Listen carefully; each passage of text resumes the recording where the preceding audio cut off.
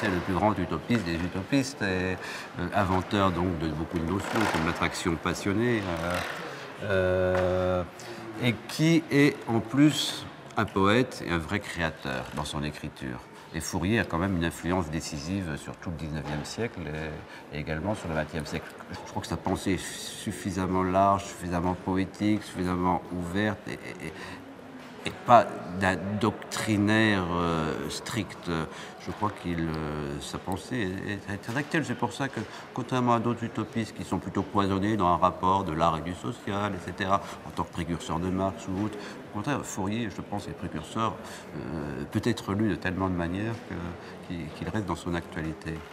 D'accord. Et comment alors on peut exposer cette pensée ?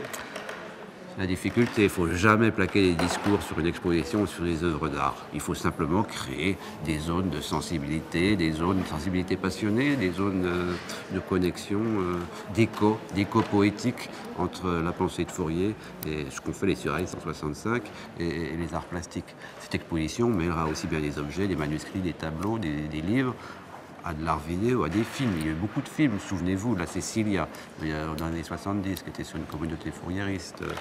Donc ce masque mortuaire de Fourier, qui est assez spectaculaire.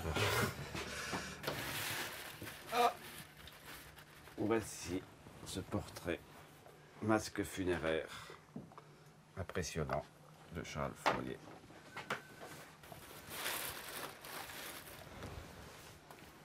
Ici, un autre masque mortuaire de Tristan Bernard. Je vous montre quelques images, mais sans souci d'hiérarchie et de catégorisation. Là, ce livre, très joli livre, qui vient paru l'an passé, de Joel Sternfeld, photographe américain connu, présent dans les collections françaises, notamment dernièrement l'exposition des Américains à la BNF. Et ça, des lieux d'utopie aux États-Unis, sur les Mormons, etc.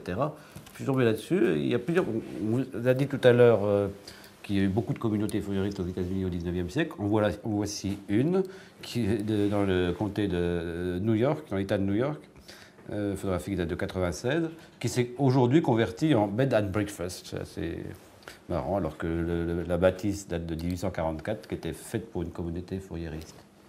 Je passe, coq à l'âne, un Théophile Bras, un singulier, très singulier, qui était plutôt saint-simonien, assez atypique, mais quand même, qui dans ses dessins d'illuminés romantiques, c'est une magnifique exposition qui a eu lieu au musée de la vie romantique il y a 2-3 ans, a beaucoup de dessins où il s'invente des cosmogonies pour le moins singulières.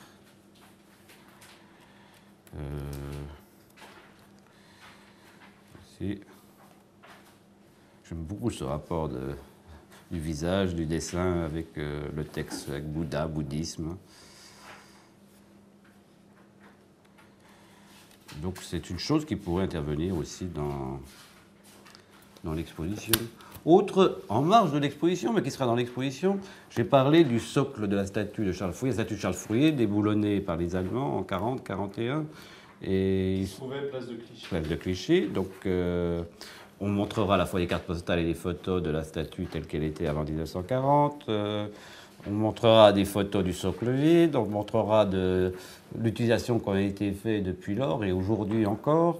Et puis, pourquoi pas montrer un ensemble de photos de Pierre Jahan qui, par hasard, avait photographié dans un hangar des accumulations de toutes les statues. C'est assez extraordinaire. Marat. Bizarrement, c'est plutôt les hommes de gauche qui ont été déboulonnés. En tout cas, on déboulonnait aussi beaucoup pour faire des canons, bien évidemment. Voilà, c'est magnifique. Les soldats de Cléopâtre. Et alors là, ça a été pris en photo dans un hangar en 1941. Avant de fondre avant la fonte. Je trouve ça magnifique. Ah, ça serait bien d'emprunter une série Là, on parlait de phalanstères. Dans ces maisons un peu imaginaires, moi je pensais, je ne sais pas si on les mettra, à cet artiste brut d'aujourd'hui, qui s'appelle ACM, que voici d'ailleurs, qui, à partir d'éléments de machine à écrire, là, les petites tiges avec les lettres et les chiffres, fait d'une manière très singulière, très lente, des petits édifices avec des personnages, une espèce d'une autre planète, inventeurs de mythologies différentes. C'est assez extraordinaire. C'est un très très très beau travail.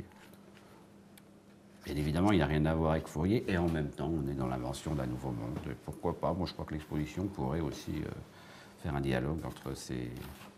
Ouais, alors, est-ce que Fourier avait été très précis, d'ailleurs, dans l'invention de ce nouveau monde?